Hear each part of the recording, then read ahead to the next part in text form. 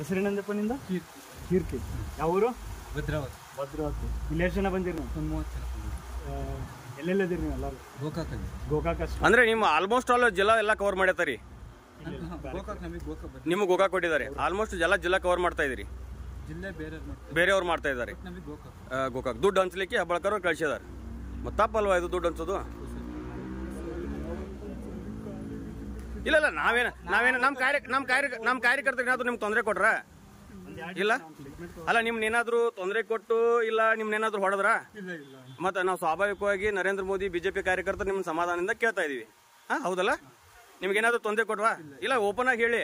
ಇಲ್ಲ ಅಂತವ್ರು ಯಾರಿಲ್ಲ. ನಿಮ್ಗೇನಾದ್ರು ನಮ್ಮ ಬಿಜೆಪಿ ಕಾರ್ಯಕರ್ತರು ತೊಂದರೆ ಕೊಟ್ರ? ಇಲ್ಲಲ್ವಾ? ಮತ್ತೆ ಹೆಂಗ್ರಿ ಮಾಡ್ಬಾರ್ದಲ್ವಾ? ತಪ್ಪಲ್ವಾ? ಹೆಬ್ಬಾಳ್ಕರ್ ಹೇಳಿ, ಇದು ಲೋಕಸಭಾ ಚುನಾವಣೆ, ಇದು ದೇಶ ಚುನಾವಣೆ, ದೇಶದ ಭದ್ರತೆ ಹಿತದೃಷ್ಟಿಯಿಂದ ಚುನಾವಣೆ.